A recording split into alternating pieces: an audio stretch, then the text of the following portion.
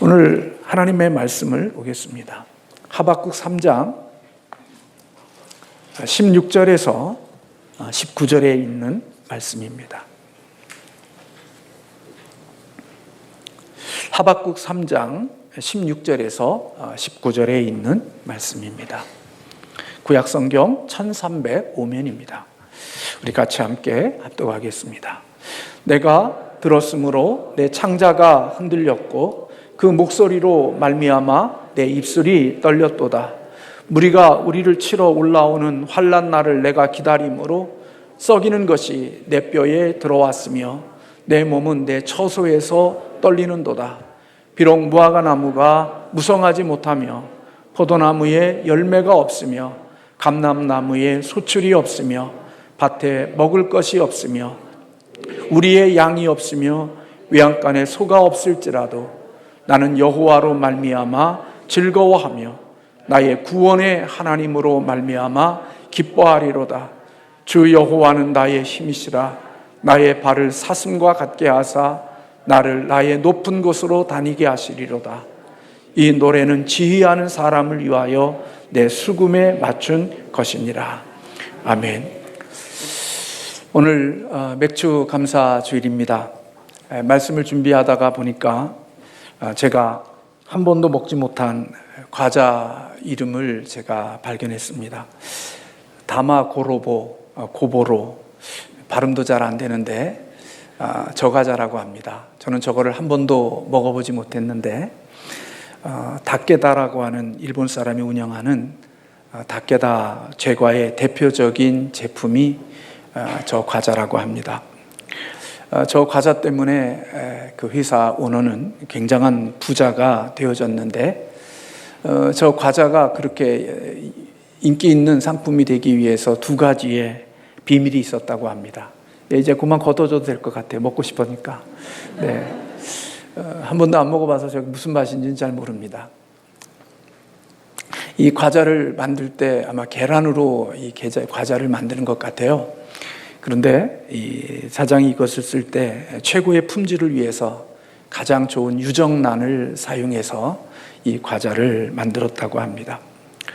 그리고 둘째는 이 과자를 만들 때마다 모든 직원들이 그 만드는 공정 속에서 과자를 만들어지는 과정 속에 고맙습니다, 감사합니다라는 말을 그렇게 하면서 이 과자를 만들었다고 합니다.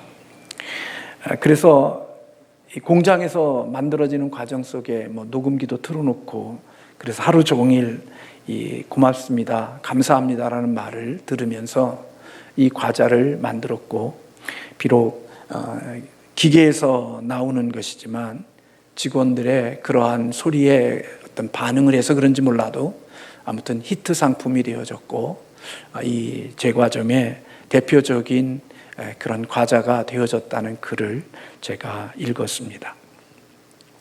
우리가 이 세상에 살아가면서 감사한다는 것, 그만큼 굉장한 힘이 있고 또 능력이 있는 것이라고 생각이 되죠.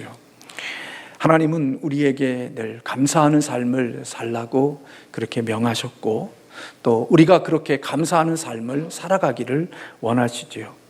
데살로니가전서 5장 18절의 말씀에 보면 범사에 감사하라. 이것이 그리스도 예수 안에서 너희를 향하신 하나님의 뜻이다. 그렇게 말씀하고 계십니다. 범사에 감사하라는 말은 모든 일에 감사하라는 것이고 우리의 살아가는 삶 가운데 항상 감사하는 자들이 되라 하는 의미로 우리가 잘 압니다. 그런데 우리가 살아가면서 항상 감사하고 범사에 감사한다는 것이 그렇게 쉬운 일만은 아닌 것 같습니다. 바이러스로 인하여 많은 사람들이 감염이 되고 생명을 잃어가는 그런 힘들고 어려운 시간들 속에서 오늘 그 모든 것에서 지켜주시는 하나님의 은혜가 있어서 또 감사하고, 경제적으로도 어렵고 힘든 시간들을 지나고 또 어떤 나라는 큰 비로 인하여서 모든 것들을 잃어버리는 그런 많은 아픔들, 또 교통사고로 인하여서 또 처절한 생명의 위험을 당하고 있고 또 여러 가지 질병으로 인하여 고통 가운데 있는 사람들도 있는 이 많은 사건들 속에서 우리를 지켜주시고 보호해 주시고 오늘 이렇게 하나님께 나와 예배해 주신 하나님의 은혜가 감사합니다. 그러나 또 한편에 보면 우리에게 감사할 조건도 많이 있지만 우리가 살아가는 삶 속에 여전히 우리가 겪고 있는 아프고 힘든 일들도 또한 있습니다. 이제 평생 우리 대한민국 사람들은 집 한 채 갖고 있는 건 그게 간절한 소원인데 나름대로 주택을 마련하기 위해서 이리저리 애쓰고 노력해서 이제 겨우 주택 하나를 살까 그렇게 마음을 먹었는데 우리 서울의 집값 상승률이 세계 최고였다고 합니다.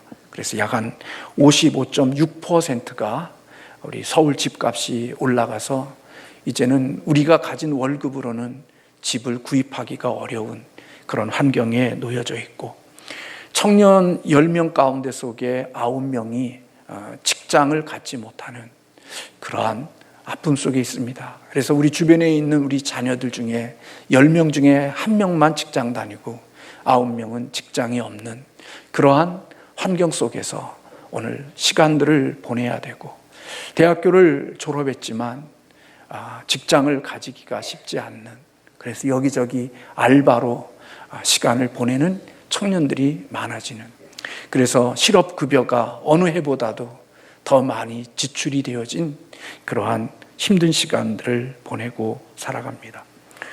자영업자들 나름대로 힘들고 어려워서 뭔가를 해보려고 했다가 결국 문을 닫은 사람들 그리고 요즘은 젊은이들이 어디 가서 뭐 할 데가 없으니까 자신들이 20, 30대가 주식에 손을 댔다가 결국은 자기의 가진 모든 것들을 다 잃어버리는 그런 아픔의 시간들을 보내는 사람들도 있다는 소리를 듣습니다.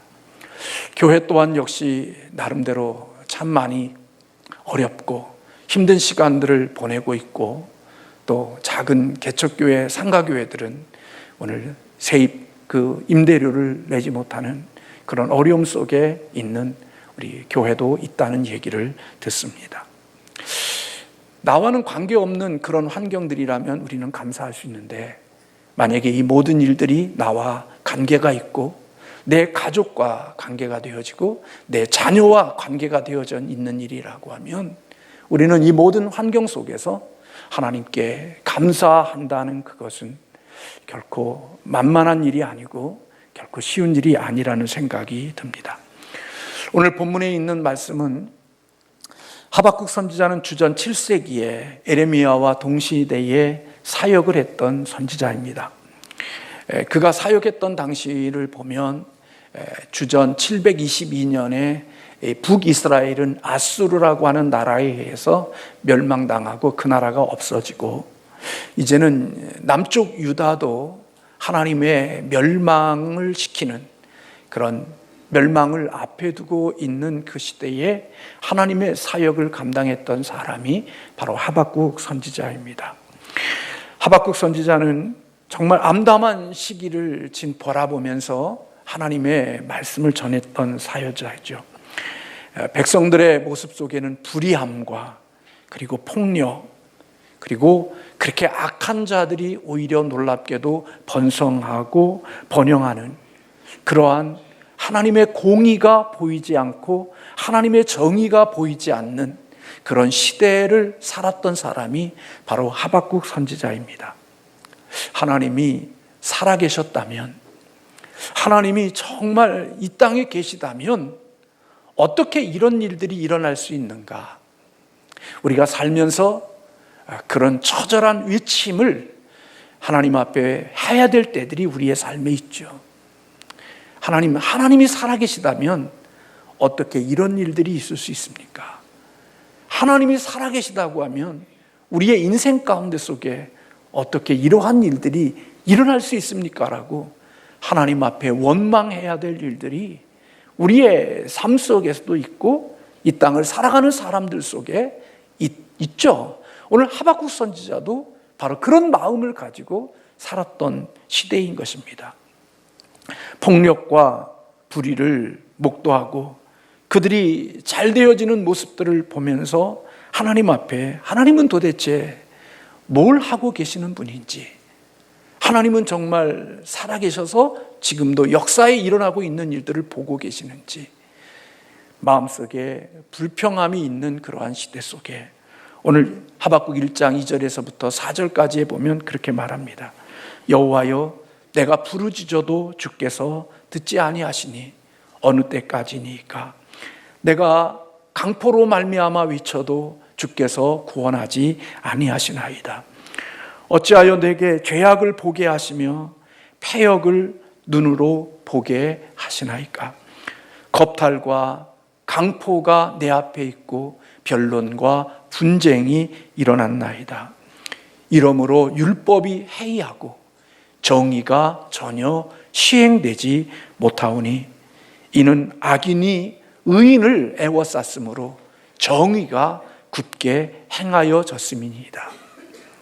하박국 선지자는 악한 자가 폭력을 휘두르고 약한 자를 강탈하고 악한 자가 의인들에게 아픔과 고통을 주어서 하나님의 정의와 하나님의 공의가 다 사라져버린 것 같은 그런 시대의 모습을 보면서 하나님 앞에, 하나님, 어떻게 이러한 일들이 있을 수 있습니까? 라고 항의하고 있는 외침을 우리는 들을 수 있습니다. 하박국의 질문에 하나님은 이스라엘보다도 더 부패한 악의 세력을 내가 일으킬 것이고 그들을 통하여서 내가 내 민족 유다를 이제 침략할 것이라고 말씀하고 있는 것을 봅니다. 1장 5절의 말씀에 보면 여호와께서 이르시되 너희는 여러 나라를 보고 또 보고 놀라고 또 놀랄지어다. 너희의 생전에 내가 한 가지 일을 행할 것이라 누가 너희에게 말할지라도 너희는 믿지 아니할 것이다. 하나님은 이스라엘 백성들 가운데 일어나는 이 악한 자가 의로운 자들을 협박하고 위협하고 그들의 것들을 빼앗는 이런 불공평한 모습 속에서 탄식하고 있는 위침 가운데 하나님은 하박국 선지자에게 이제 곧 이방의 바벨론이라는 나라가 유다를 침략할 것이라는 말씀을 오늘 하박국 선지자에게 가르쳐주고 있는 것입니다. 이방의 나라를 하나님의 선민을 지배하고 탄압하게 할 것이라는 말씀을 하고 계시는 거죠. 하나님의 계획을 들은 하박국 선지자는 더 이해가 되지 않았습니다. 자기의 백성들 가운데 속에 악한 자가 의로운 자들을 괴롭히고 그리고 그 부정한 모습들이 나타나는 것 때문에 지금 많이 아파하고 힘들어하고 있는 이 하박국 선지자에게 이제는 이방의 바벨론을 통하여 하나님의 선민 유다를 침몰시키겠다고 하는 하나님의 이 일하심에 대한 모습이 하박국 선지자에게는 도저히 이해가 되지 않았습니다. 아무리 하나님의 백성들이 잘못했다고 서니 하나님의 백성들이 하나님 앞에 부족한 모습이 있다 할지라도 어떻게 하나님이 하나님을 섬기지도 않고 하나님을 거역하고 사는 이방의 민족인 바벨론을 통하여서 하나님의 선민을 이렇게 심판하실 수 있는가? 이것은 하박국의 신앙의 모습 속에서 볼 때는 결코 받아들일 수가 없는, 이해되지 않는 일이었습니다.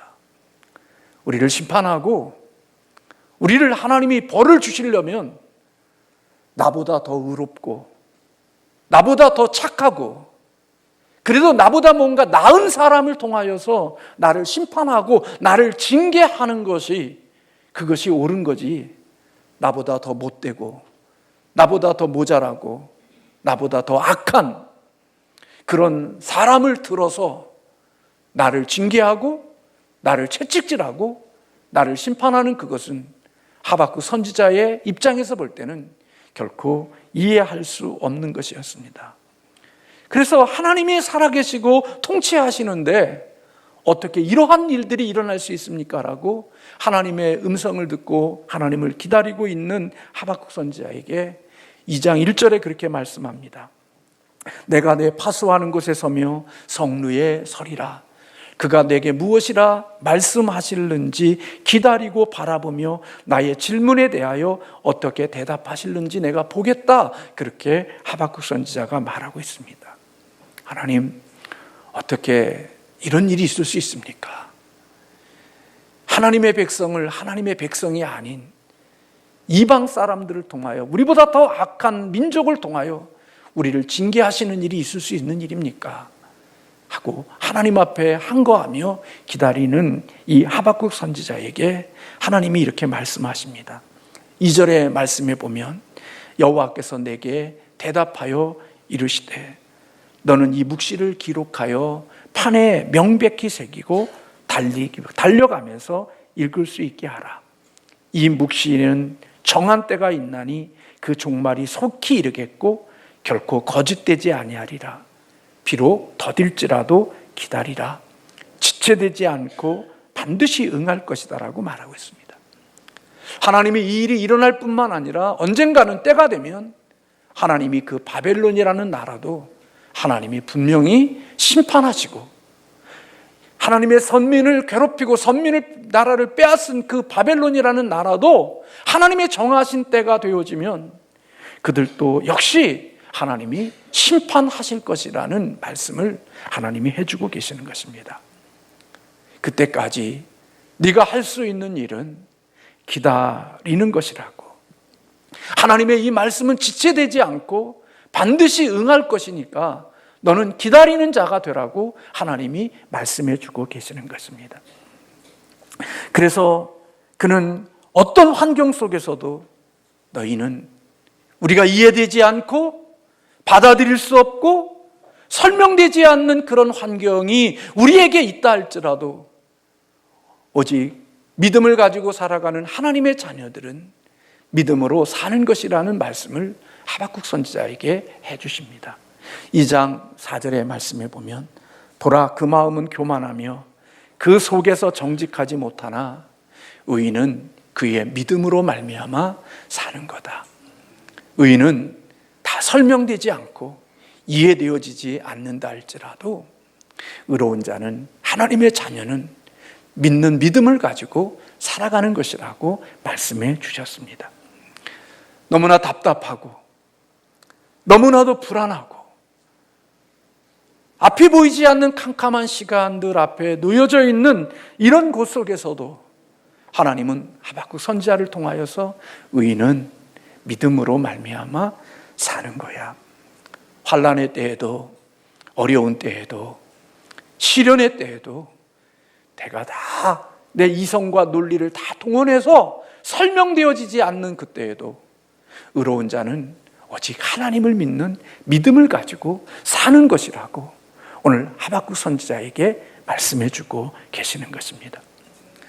피를 토하듯 하나님의 진리의 말씀을 선포하고 하나님의 공의의 말씀을 전하지만 어느 것 하나 그 소리에 귀 기울이는 사람이 없고 모두가 다 자기 소리만 하고 있고 불의한 자의 위치에 있으면서도 불구하고 자기의 불의함을 모르고 불의함을 주장하면서 살아가고 있는 그 캄캄한 어두운 시대에 하나님을 등지고 자기의 주관과 자기의 소관대로 살아가고 있는 그 시대에 이제는 전쟁이 다가오고 삶의 위협이 다가오며 하나님의 진노와 하나님의 심판이 그 앞에 다가오고 있는 그런 속에서도 하나님은 하박국 선지자에게 의인은 믿음으로 말미암아 사는 것이라고 말씀해 주고 있는 것입니다. 여러분, 남들이 알지 못하는 것을 아는 사람에게는 답답함이 있습니다. 남들이 보지 못하는 것을 보는 사람에게는 가슴이 메어지는 답답함이 있습니다. 오늘 또 우리 교육자들과 함께 이야기하면서 하나님이 보게 해주시는 길들이 보여지는 사람에게는 남들이 박수칠 때에 울음이 있고 남들이 즐겁게 춤출 때 애통하는 마음이 있고 사람들이 잘 된다고 할 때 무릎 꿇고 눈물을 흘려야 되는 때들이 있게 되어진다고. 그 차이가 어디에 있느냐? 앞으로 되어질 일들을 아는 사람과 모르는 사람의 차이라는 얘기를 했습니다. 에레미야는, 오늘 하박국은 남들이 보지 못하는 세계를 지금 보고 있는 것입니다. 우리 민족이 어떻게 되어질지, 이 민족 앞에 무엇이 지금 예비되어져 있는지 다른 사람들은 모르지만 하박국 선지자는 지금 이 민족이 어떻게 되어질 것인지를 지금 하나님께서 하박국 선지자에게 알게 해주신 겁니다. 그래서 여러분, 그는 지금 이 시대를 살아가면서 자신은 생과 사의 그 처절한 갈림길 속에 자신의 운명과 이 나라의 민족의 운명이 놓여져 있다는 사실을 알고 있는 거예요. 악한 자가 이기고 하나님 앞에서 하나님을 등지고 사는 사람들이 의로운 자들을 핍박하며 춤추고 노래하고 잘 되는다고 노래하고 있는 그때에도 하박국 선지자는 하나님이 그런 모습들도 너무나도 마음이 아픈데 하나님은 이제 이 민족 자체를 없애버릴 것이고 이 땅을 심판하실 것이라는 말씀을 하나님이 하박국에게 주신 거예요.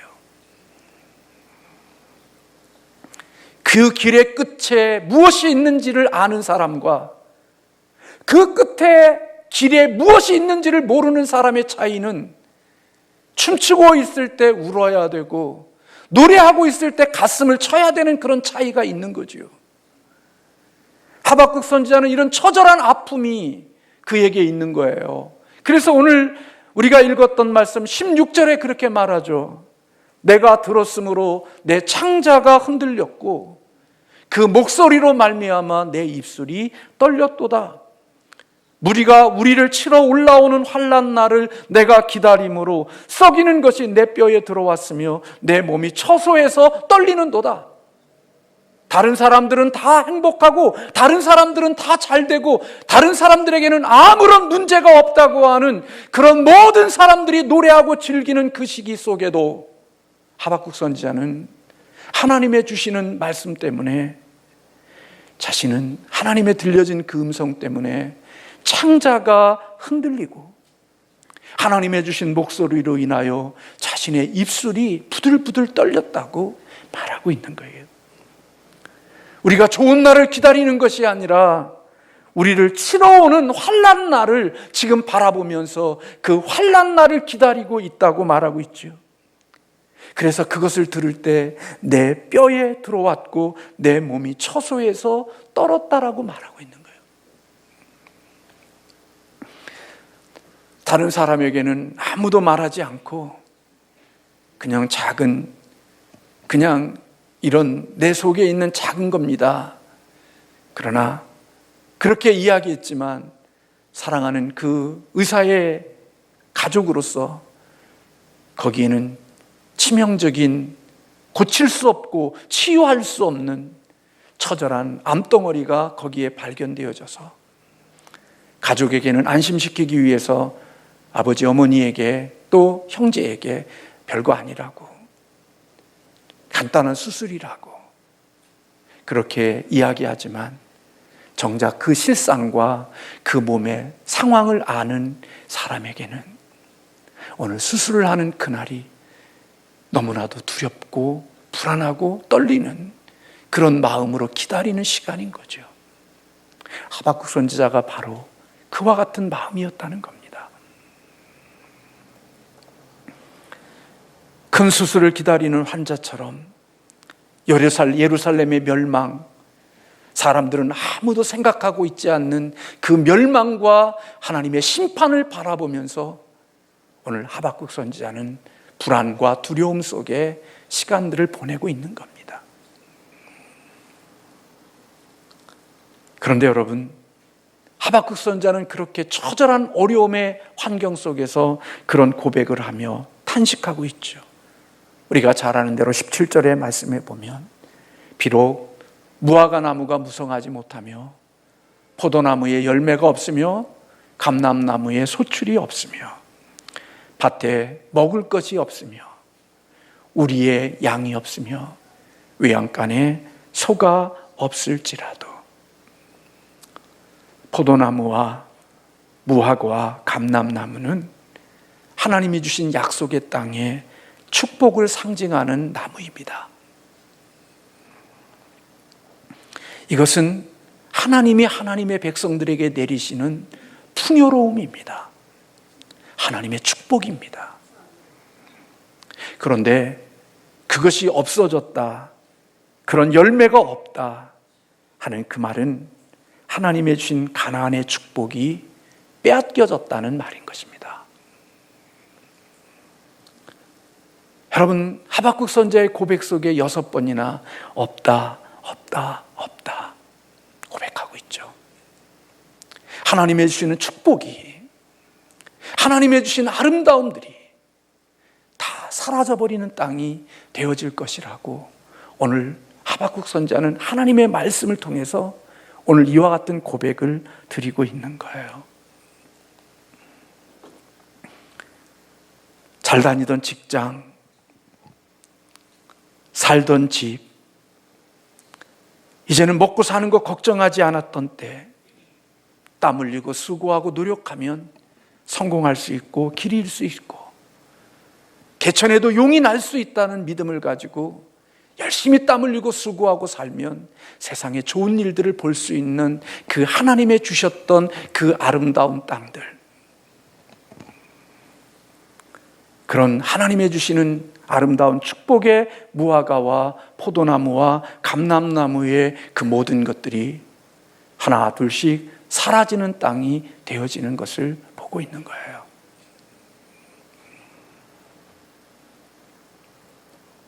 다시는 소생할 수가 없고 다시는 일어설 수가 없는, 희망과 소망이 보이지 않는 그런 땅이 되어진 것을 하박국 선지자는 본 거죠.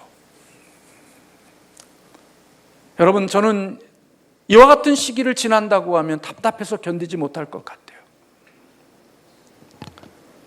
어느 분하고도 어제도 통화를 하면서 그런 얘기를 했지만, 우리나라가 정말 축복받은 나라고 우리나라만큼 이렇게 잘 사는 나라와 복 있는 나라가 없다라는 얘기를 하시더라고요. 저도 동의해요. 저는 대한민국이 정말 복된 나라고 하나님의 축복받은 나라라고 저는 여기고 살아왔어요. 그러면서 그런 얘기도 해주시더라고요. 다른 나라를 가보라고, 얼마나 나라들이 어렵고 힘드냐고.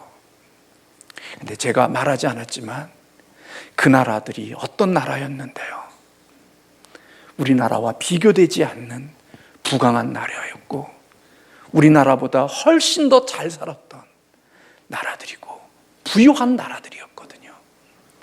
이 대한민국의 교회보다도 더 왕성한 부흥이 있었고 하나님의 영광을 돌리는 탁월함이 있는 곳들이었거든요. 근데 저는 알거든요.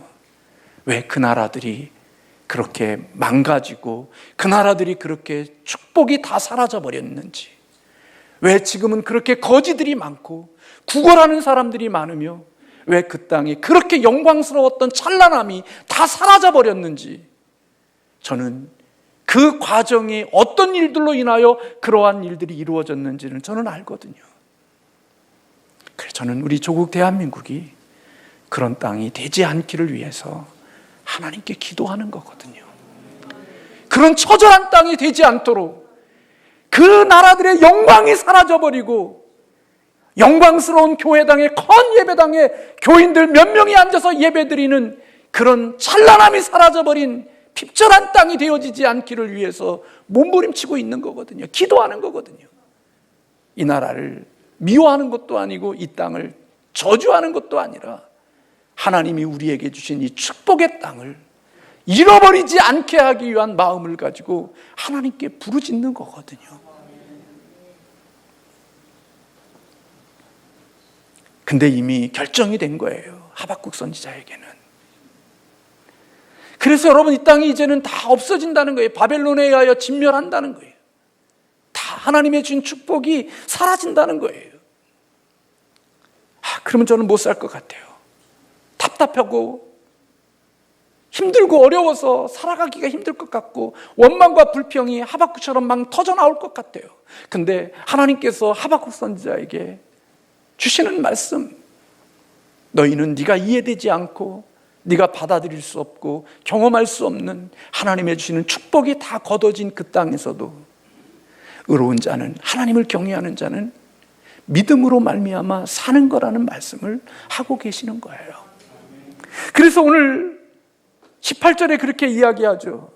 나는 여호와로 말미암아 즐거워하며 나의 구원의 하나님으로 말미암아 기뻐하리로다.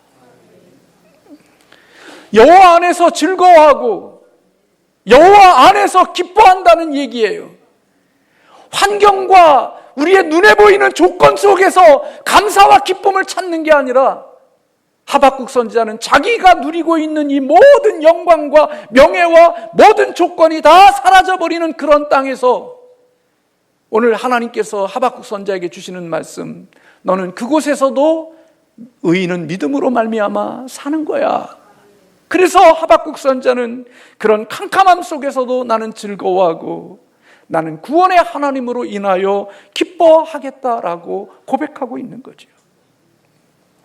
가장 악한 조건 속에 살고 가장 처절한 조건 속에 살아가고 있는 현장인데 그 속에서도 자신은 기뻐하고 그리고 그곳에서 자기는 즐거워하는 이유는 환경이 아니라 하나님 안에서, 그리스도 안에서, 주님을 믿는 믿음 안에서 나는 기뻐하고 즐거워하겠다라고 고백하고 있는 거예요.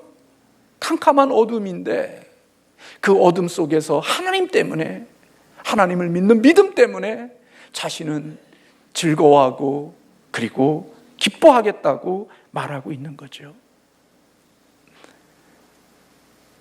여러분, 우리가 인생을 살아가는데 칠흑같이 어두운 밤을 지나고 한 시간도 견디기 어려운 처절한 아픔의 시간을 지날 때 오늘 하박국 선지자는 그런 노래를 부르고 있는 겁니다. 난 여호와로 즐거워하며 내 구원의 하나님을 인해 기뻐하리로다. 19절에 그렇게 말하죠. 주 여호와는 나의 힘이시라. 나의 발을 사슴과 같게 하사 나를 나의 높은 곳으로 다니게 하시리로다. 하나님은 자신이 하박국 선지자에게는 힘이며 자신의 발을 사슴과 같게 해서, 사슴은 높은 산 꼭대기를 올라갈 수 있는 능력이 있는데 하나님은 하박국 선지자에게 그렇게 캄캄한 어둠의 시간 속에서도 하나님은 그를 사슴이 높은 곳을 향하여 올라감과 같이 자신의 삶을 그렇게 해 주실 것으로 인하여 자신은 기뻐하고 즐거워한다고 고백하고 있는 거예요. 하나님은 능력이 부족해서, 하나님은 힘이 없어서 오늘 이스라엘 백성들 유다를 망하게 하는 게 아니라는 거예요. 하나님은 뭔가 능력이 부족하고 모자라기 때문에 이스라엘 백성을 바벨론에 멸망시키는 분이 아니라는 사실을 하박국 선지자는 안 거죠. 거기에는 하나님의 주권이 있고 하나님의 일하심이 있고 하나님이 거기에 하나님의 계획하신 것들이 있을 것이라고 믿는 그 믿음이 나를 오늘 힘들게 하고 어렵게 하는 캄캄함의 시간들 속이지만 그 하나님으로 인하여 나는 즐거워하고 기뻐하겠다고 말하고 있는 거예요.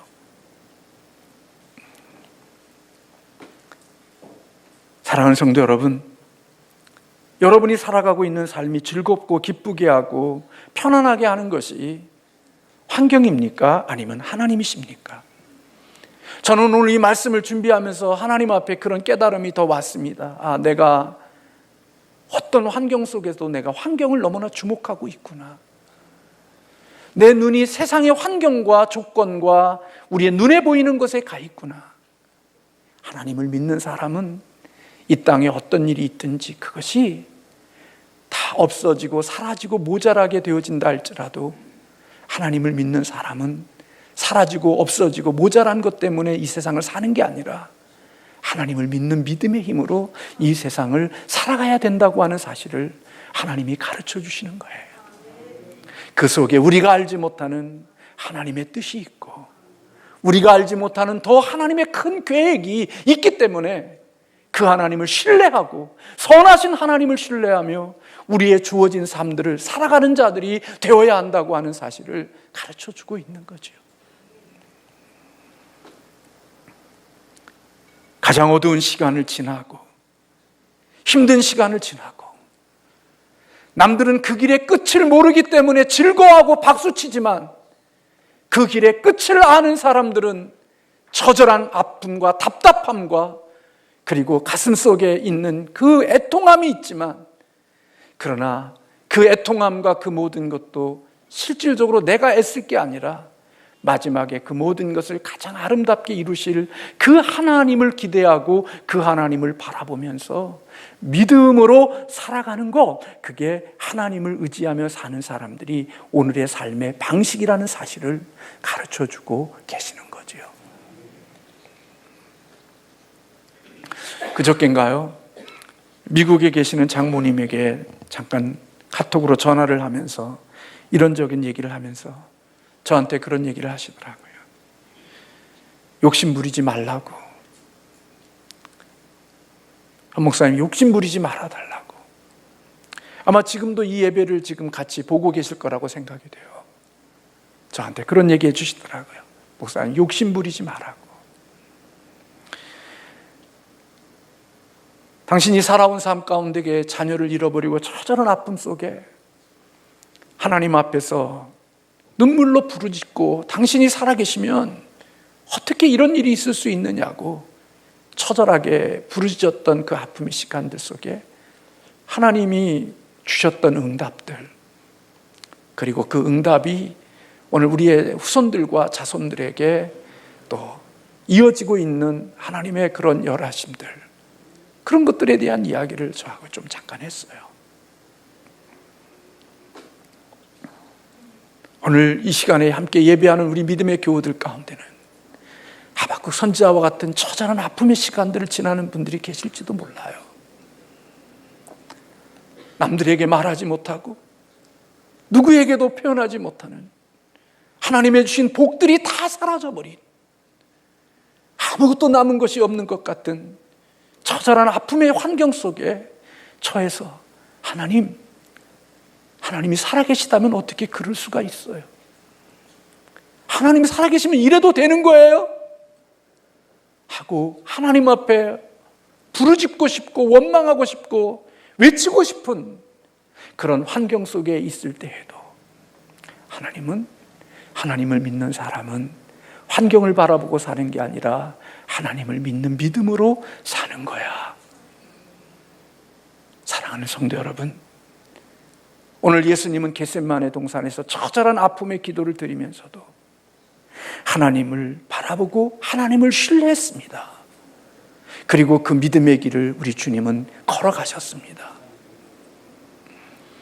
감사는 내가 얼마나 가졌느냐? 여러분, 저는 감사할 게 많은 사람이에요. 부족한 사람인데도 비전센터를 우리 교회와 함께 지을 수 있었고, 이 어려운 시간을 지나면서도 하나님이 우리에게 계획한 것들을 이룰 수 있고 만들어가게 하시는 은혜를 주셨고, 저 개인적으로 보면 하나님의 주신 복들이 많아요. 그러나 제 마음속에 이 교회와 또 이 나라와 민족을 생각해 보면 제 개인적인 받는 복이 아닌 하나님이 이 민족이 나아갈 거야, 우리 교회가 나가야 될 미래를 생각해 보면 가슴 속에 처절함이 있어요. 그래가 아파요. 근데 하나님이 주시는 말씀이 있는 거예요. 그거 너무나 눈에 뜨게 하는 거, 눈에 보이는 거 너무 그거 의식하지 마. 의인은 캄캄한 어둠 속에서도 하나님만 믿고 사는 거야. 가장 어려운 시기가 너희가 이해되지 않고 설명할 수 없는 그런 때가 되어져도 하나님이 계시면 어떻게 그럴 수가 있어요? 라고 하는 이해되지 않는 그런 상황 속에서도 하나님을 믿는 사람은 오직 하나님을 믿는 믿음으로만 사는 거야.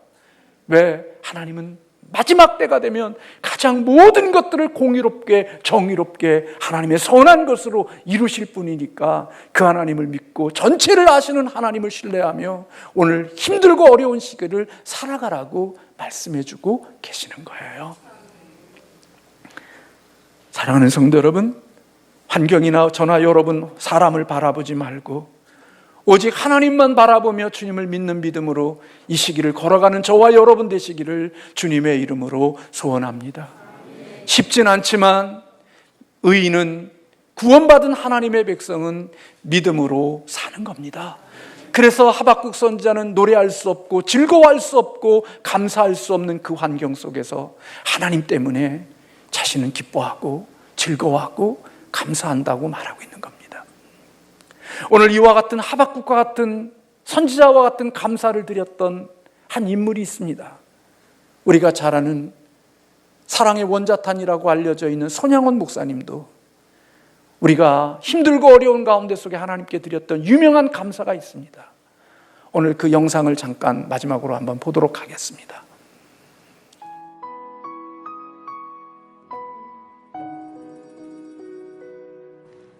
손양원 목사는 1926년 한생병자들이 대부분이었던 부산 간만동교회 전도사로 부임하게 되었습니다. 첫 사역지가 한생병자와 연결된 것을 계기로 평양 신학교를 졸업하고도 여수 애양원에 부임해 오직 나환자들과 고락을 함께 했습니다. 그러던 1940년 10계명 중 제1계명과 2계명을 범하는 것이라고 하여 신사참배를 반대했고 그 이유로 손 목사는 여수 순천경찰서에 구속되었지만 하나님만을 섬긴다는 그의 의지는 변함이 없었습니다.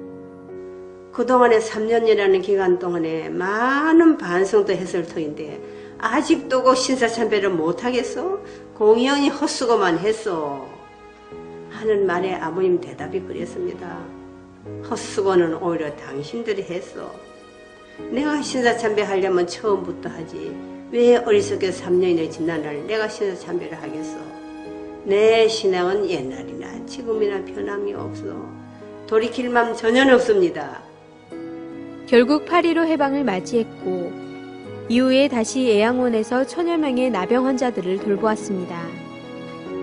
그러던 1948년 당시 제주 폭동 사태를 진압하기 위해 여수에 집결했던 군인들 중 공산주의 사상에 물든 남노당 계열의 군인 일부가 인민위원회를 만들어 반란을 일으켰고 민족대학살을 감행했습니다. 이런 사태 속에서 신앙과 민족정신에 불탔던 동인과 동신은 학교 안에서 기독교 복음을 전하며 공산주의의 잘못을 폭로했습니다. 이로 인해 두 형제는 반란군의 무자비한 총살 앞에 한꺼번에 순교하게 되었습니다.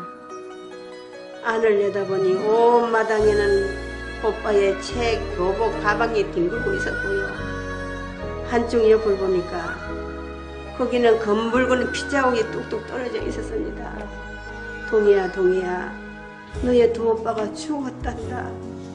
내가 너의 두 오빠 시체를 찾아서 딴 곳에 옮겨놨다. 우리 두 오빠의 시체는 그 위에 쓸쓸히 누워 있었습니다.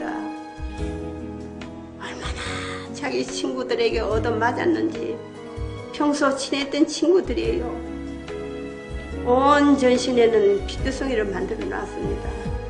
이마, 가슴, 얼굴, 온 전신에는 얼마나 총을 쏘아댔더니 총알 자국이 수없이 나타나 있었지요.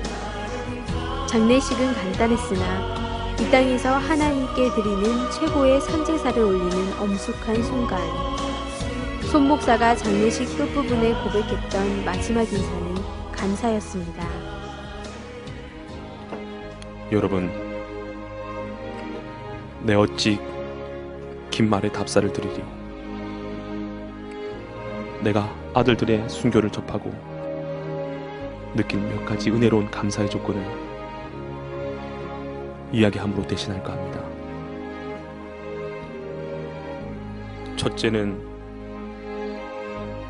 나 같은 죄인의 혈통에서 순교자의 자식이 나게 하셨으니 하나님께 감사합니다. 둘째는 허다한 많은 성도 중에서 어찌 이런 보배를 주께서 하필 내게 맡겨주셨는지 주께 감사합니다. 셋째는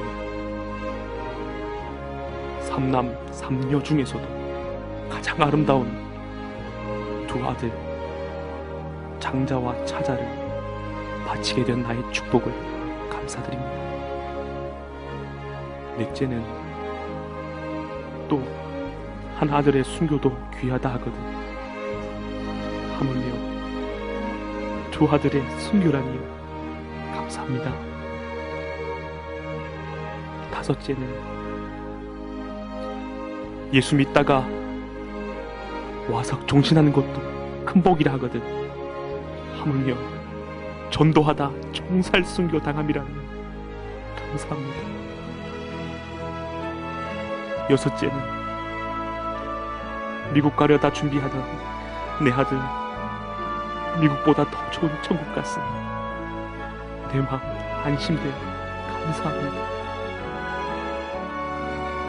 일곱째는 나의 두 아들을 총살한 원수를 해결시켜 내 아들을 삼고자 하는 사랑하는 마음 주신 하나님께 감사합니다. 여덟째는 내 두 아들의 순교의 열매로 말미암아 무수한 천국의 아들들이 생길 것이 믿어지니 우리 아버지 하나님께 감사합니다. 아홉째는 이 같은 역경 속에서 이상 8가지 진리와 신뢰를 찾는 기쁜 마음, 여유 있는 믿음을 주신 우리 주 예수 그리스도께 감사합니다. 끝으로 나에게 분수에 넘치는 과분한 큰 복을 내려주신 하나님께 모든 영광을 돌립니다. 그가 공산당원에 맞서 순교하는 그날까지 그의 삶에서는 예수님의 가르침대로 두 아들을 죽인 원수까지 사랑하는 사랑의 삶이었고 어떠한 형편과 상황 속에서도 감사를 잃지 않는 삶이었습니다. 우리는 언제 감사하는가? 풍족해야만 감사하는가? 평안해야만 감사하는가? 가져야만 감사하는가? 우리는 손양호 목사님을 통해 힘들고 어려울 때의 감사가 힘이 있다는 것을 배우게 됩니다.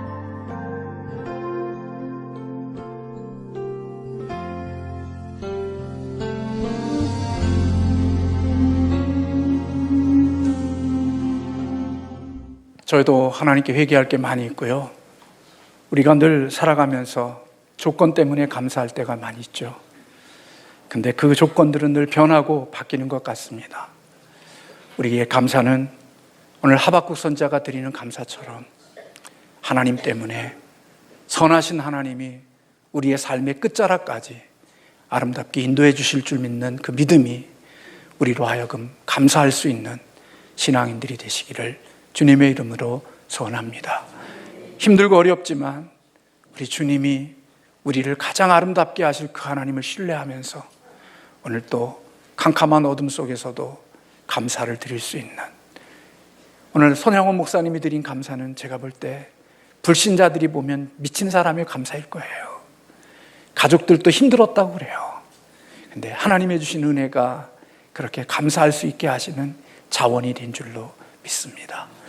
우리에게 이러한 믿음에서 나오는 감사가 우리의 삶 가운데 늘 있게 하시고, 그리고 그것으로 인하여 우리가 노래할 수 있고 찬송할 수 있는 저와 여러분 되시기를 주님의 이름으로 소원합니다. 기도하겠습니다.